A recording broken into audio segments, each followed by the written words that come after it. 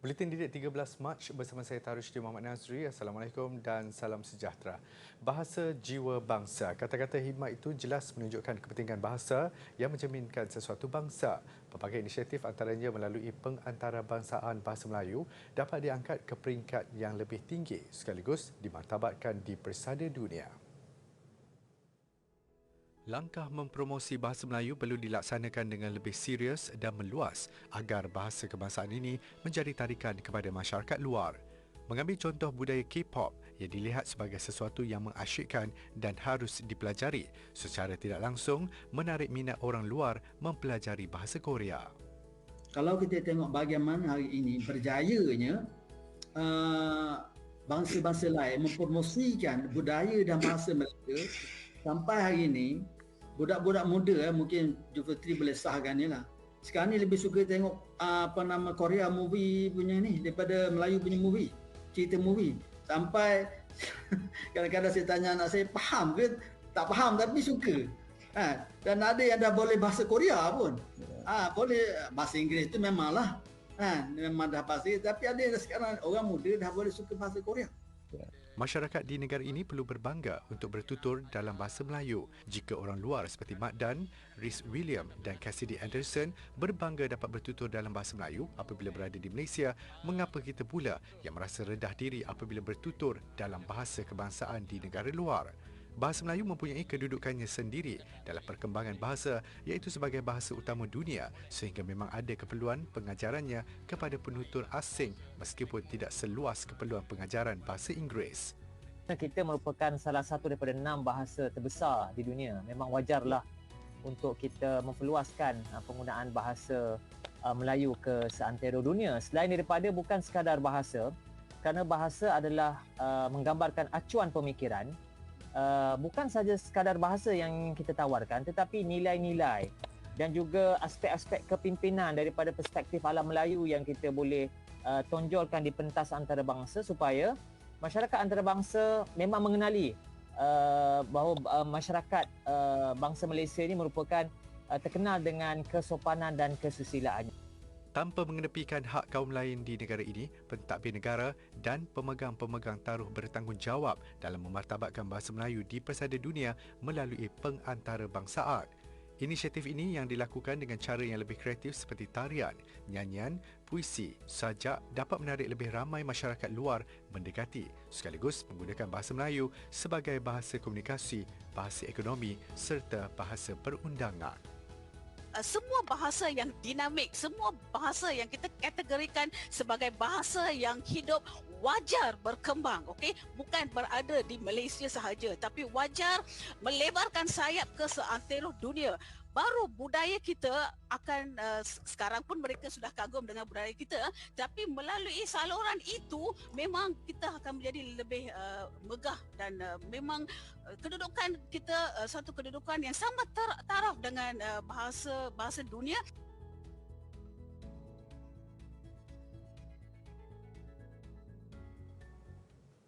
Sebagai tanda sokongan dan komitmen kepada kerajaan dalam mencapai pengurangan gas rumah hijau dan negara neutral karbon, Universiti Kebangsaan Malaysia UKM melancarkan 2 kenderaan hidrogen yang dibangunkan melalui pengubahsuaian terhadap kenderaan elektrik.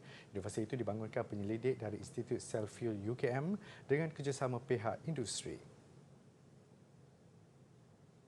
2 kenderaan tersebut ialah kereta golf atau buggy dibangunkan dengan kerjasama pihak Petronas.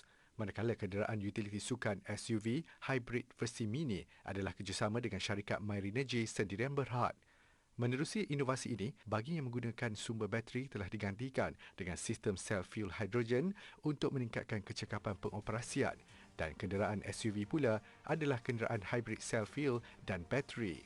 Inovasi sistem sel fuel hidrogen ini juga selari dengan hasrat Pelan Pembangunan Mobiliti Rendah Karbon 2021 hingga 2030 Malaysia. Majlis pelancarannya dirasmikan Naib Chancellor UKM, Profesor Datuk Dr. Muhammad Ikhwan Toriman. Program Jelajah Pendidikan Keluarga Malaysia JPKM dianjurkan bagi membantu hasrat pelajar luar bandar melanjutkan pengajian ke Menara Gading. Perdana Menteri Datuk Seri Ismail Sabri Yaakob berkata, program turun padang itu juga memberi fokus membantu golongan miskin melanjutkan pengajian dengan pelbagai bantuan disediakan. Selepas segamat, program JPKM Anjuran Yayasan Prihatin Nasional Prihatin ini berlangsung di Bera Pahang siang tadi. Menurut Perdana Menteri, menerusi program itu, lebih 50,000 pelajar lepasan Sijil Pelajaran Malaysia SPM dan Sijil Tinggi Persekolahan Malaysia STPM yang tercicir pada peluang pertama ke IPT awam serta swasta akan mendapat peluang kedua menyambung pengajian mereka. Pelbagai faktor menjadi punca pelajar yang layak gagal ke IPT dan antaranya masalah kemiskinan. Dengan turun seperti ini juga, kita boleh membantu pelajar-pelajar yang miskin tadi. Ada pelajar yang berjaya mendapat tawaran ke universiti, mereka tidak berkemampuan dari segi pendapatan keluarga untuk melanjutkan pelajaran mereka. Walaupun saya sebut tadi dasar pendidikannya bagus, ada sekolah berasrama penuh dan sebagainya, tetapi kerana masalah keuangan keluarga, ramai yang tidak dapat masuk ke universiti. Justru beliau berharap pelajar tercicir mengambil peluang mengunjungi program JPKM yang akan berlangsung di 50 lokasi di seluruh negara dalam tempoh 2 bulan mulai 6 Mac lalu. Pelajar tercicir boleh berjumpa terus dengan pihak IPT untuk ditemu duga dan dibantu kemasukan mereka ke Menara Gading jika memenuhi kriteria ditetapkan. Perdana Menteri berharap lebih banyak pusat zakat negeri, agensi kerajaan dan syarikat swasta tampil menaja program JPKM tahun ini.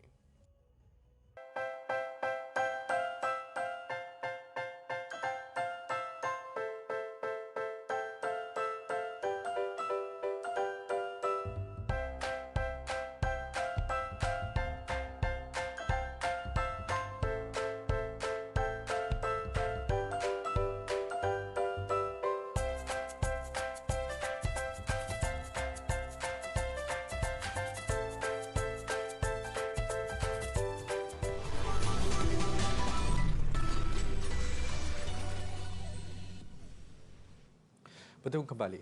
Statistik kemalangan nahas jalan raya membabitkan golongan belia di negara ini masih di tahap membimbangkan. Perdana Menteri Datuk Seri Ismail Sabri Yaakob berkata, antara tahun 2019 hingga 2021, lebih 14,000 mangsa terkorban dan lebih 7,000 daripadanya membabitkan golongan belia. Statistik ini menunjukkan golongan muda terdedah kepada risiko lebih tinggi semasa berada di jalan raya, dan ini merupakan cabaran utama kepada JPJ. Ya? Bayangkan, orang muda yang mempunyai masa depan yang panjang untuk hidup. Negara kita memerlukan orang muda. Bagi masa depan negara ni, kita nakkan orang muda. Tetapi akibat daripada kemalangan jalan raya, orang muda menyumbang 50% daripada kemalangan. Sebab apa? Kita pun tahu. Kalau orang tua, beralur je bawa motor.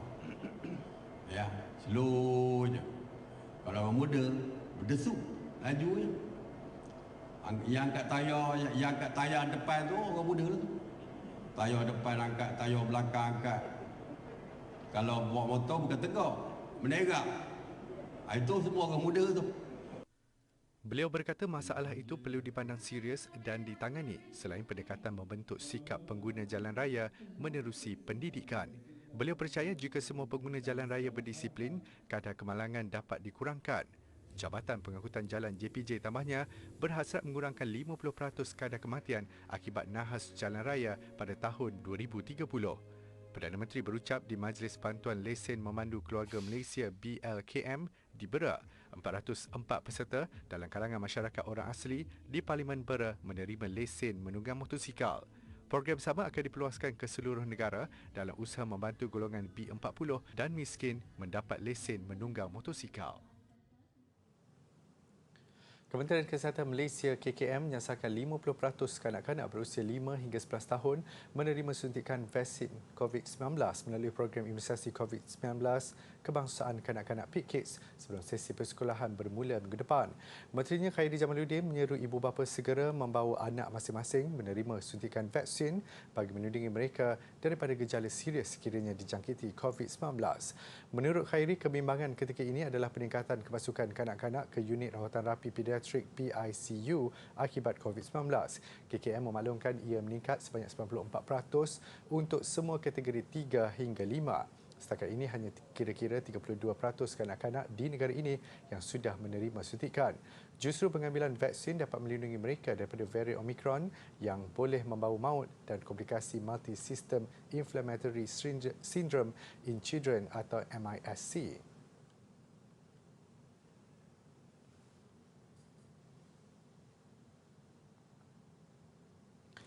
Konsep keluarga Malaysia seharusnya dijadikan sebagai panduan dalam usaha memupuk semangat kebersamaan antara satu sama lain. Itu antara titah Sultan Kedah, Sultan Salihuddin Sultan Badli Shah kepada graduan Universiti Utara Malaysia UUM pada sidang pembukaan Majlis Convocation UUM ke-33 hari ini. Baginda yang juga Chancellor UUM bertitah supaya rakyat menjalinkan hubungan yang serasi, seimbang dan saling bertoleransi bagi mencipta keharmonian dan kestabilan negara. Titahnya lagi, keadaan yang tidak menentu meletakkan persaingan yang sengit antara individu sekaligus mampu merosakkan hubungan sesama manusia. Justru keterbukaan dalam menerima kekurangan dan kelebihan seseorang itu serta sentiasa meraihkan perbezaan adalah kunci dalam mewujudkan masyarakat yang makmur. Dalam keadaan ekonomi sekarang yang amat mencabar, beta meletakkan harapan yang tinggi agar saudara dan saudari dapat menjadi insan yang lebih berdaya tahan, yang dapat memperteguh kemahiran diri, serta menggali dan merebut peluang yang terbuka kesan daripada pandemik ini. Baginda Sultan turut menggesa graduan kini menjadi generasi yang cakna serta peka terhadap perubahan sekeliling sekaligus memanfaatkan teknologi terkini yang dapat memacu perubahan positif kepada bangsa dan negara. Sejujurnya, kelestarian pembangunan negara bergantung pada anda semua. Adalah harapan bangsa, anda jugalah pengemudi negara. Dalam pada itu, baginda juga berkenan untuk mengingatkan graduan agar sentiasa mengenang jasa ibu bapa serta ahli keluarga yang telah banyak berkorban demi memastikan kejayaan mereka. Seramai 4,052 graduan yang menamatkan pengajian pada 2020 menerima ijazah masing-masing pada majlis convocation itu yang berlangsung selama 7 hari bermula hari ini. Dinasti Mughal berpusat di Delhi, India dan memerintah di antara abad ke-16 hingga ke-19. Dinasti Mughal mewah dengan barangan kemas dan dihiasi dengan batu-batu permata yang bernilai seperti berlian, delima dan mutiara.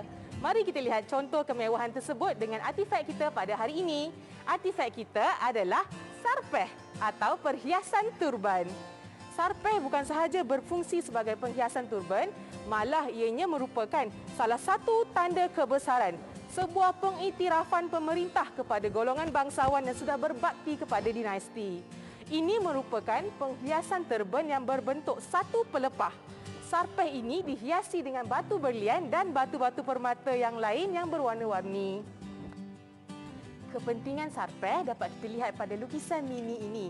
Lukisan ini memaparkan pemerintah Aurangzeb yang menyampaikan sarpeh kepada pegawainya dan pengiktirafan seperti ini amatlah bernilai, mewah dan meningkatkan status si pemakainya.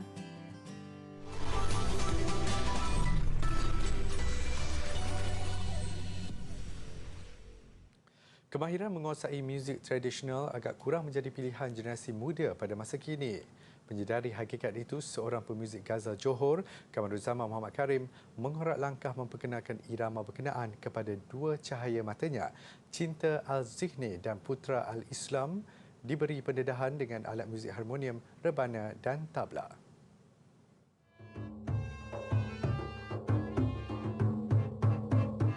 Menurut Kamaruzaman, pendedahan kepada anaknya itu bertitik tolak dari rasa tanggungjawabnya untuk mewariskan muzik tradisional itu kepada generasi muda. Untuk anak-anak, kalau bukan kita siapa lagi? Jadi sebab tu saya mengajarkan sejak kecil lagi, sebagaimana saya dulu diajarkan oleh orang tua saya untuk cintakan kepada alat-alat tradisional. Sebabnya pengaruh zaman sekarang ni banyak dengan alat muzik moden. Jadi kalau bukan kita sendiri, bangsa kita sendiri yang tanamkan rasa cinta tu ke anak-anak, saya rasa tak ada orang lain lagi lah. Pada peringkat awalnya, Kamaruzaman memperkenalkan alat muzik moden kepada anak-anaknya sebelum mendedahkan mereka kepada muzik tradisional. Perkara itu menjadikan Cinta Al-Zihni 11 tahun dan Putra Al-Aslam 7 tahun terus jatuh cinta kepada alat muzik tradisional itu. Mula-mula saya belajar piano dulu. Selepas tu, saya belajar di rumah dengan seorang guru muzik, Miss Weji. Selepas tu PKP, Miss Weji tak boleh masuk rumah kita atau ajarkan saya.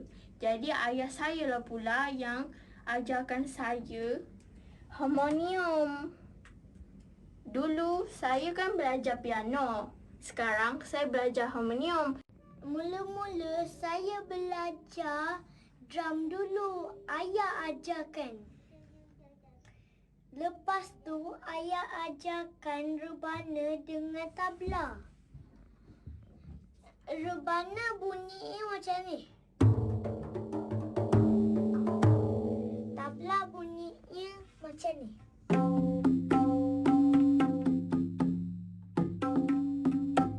Tambah Kamaruzaman untuk meningkatkan kemahiran dan kemampuan anak-anaknya, dia sering membawa mereka menyertai beberapa persembahan di luar, sekaligus memberi pendedahan secara langsung kepada mereka untuk merasai sendiri aura mengalunkan muzik tradisional. Selain itu, Cinta Al-Zihni dan Putra Al-Aslam juga difahamkan sering membuat persembahan di sekolah. Kamaruzaman berharap dua anaknya akan menjadi pemuzik tradisional yang berjaya dan mampu berkongsi ilmu yang diperoleh dengan orang lain serta mengangkat martabat muzik tradisional ke peringkat antarabangsa.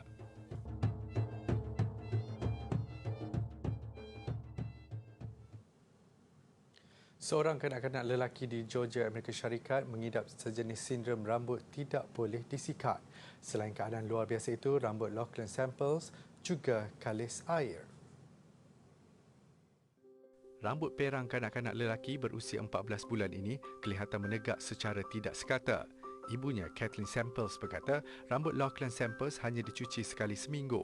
Malah keadaan rambut yang kalis air memerlukan tempoh masa sekurang-kurangnya seminit untuk menyerap air.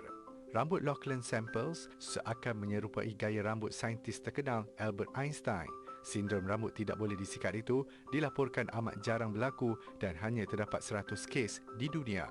Lachlan Samples disahkan mengidap sindrom rambut tidak boleh disikat UHS selepas pakar pediatrik merujuk kes berkenaan kepada pakar dermatologi di Universiti Penyelidikan Emory.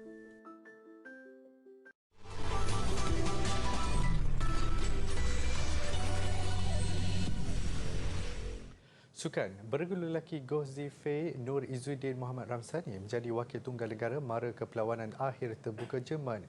Pasangan negara itu meneruskan prestasi cemerlang dengan menewaskan gandingan dari China di peringkat separuh akhir. Manakala langkah perseorangan lelaki Li Zijia terhenti selepas dikejutkan lawan bukan pilihan dari Thailand. Gozifei Nur Izzuddin berdepan He Jiting Zhao Haotong dari China yang merupakan pertemuan sulung kedua-duanya dan wakil negara bermula baik menerusi kemenangan set pertama 21-12 sebelum menutup cabaran lawan 21-18 pada set kedua. Sekaligus meneruskan misi memburu gelaran juara jelajah dunia sulung berdepan satu lagi pasangan China Liu Yucheng Ou Xuanyi di final. Li Zijia yang disebut-sebut sandaran utama kem negara pula gagal menepati ramalan ketika menentang Kunlavut Vitisan. Pemain pilihan kelima ini melakukan banyak kesilapan selepas ditekan lawan dari Thailand itu. Misi Zijia untuk merangkul kejuaraan pertamanya dengan status profesional nyata musnah dalam tempoh 43 minit menerusi keputusan penuh 13-21, 12-21 dan juga kekalahan keduanya selepas terbuka Switzerland pada Jun lalu. Juara Piala FA 2019 Kedah Darul Aman KDA memulakan misi mempertahankan kejuaraan dengan langkah kanan ia selepas membenam pasukan amatur Sains FC 4-0 pada pusingan pertama. Kedah Darul Aman KDA mengambil pendekatan menurunkan sepenuhnya barisan pemain tempatan menentang Sains FC di pusingan awal. Tuan rumah terdahulu menemui penyudah pemain sayap Muhammad Fayad Zulkifli Amin untuk menceriakan penyokong di Stadium Darul Aman. Sains FC terus berduka apabila sekali lagi dibolosi jaringan kedua peribadi Muhammad Fayad dan juga gol ketiganya dalam dua perlawanan terakhir. KDA meneruskan penguasaan dengan menambah 2 gol dalam tempoh 10 minit masing-masing disumbangkan oleh Muhammad Amir Azhar. Kemenangan 4-3 2-0 membolehkan skuad bimbingan Aidil Syahrin Sahak mengesahkan kemaraan ke pusingan kedua. Baik, visual GoPro gaya bebas motocross mengakhiri buletin didik malam ini. Saya Tarusydi Muhammad Nazri, salam hormat dan Assalamualaikum.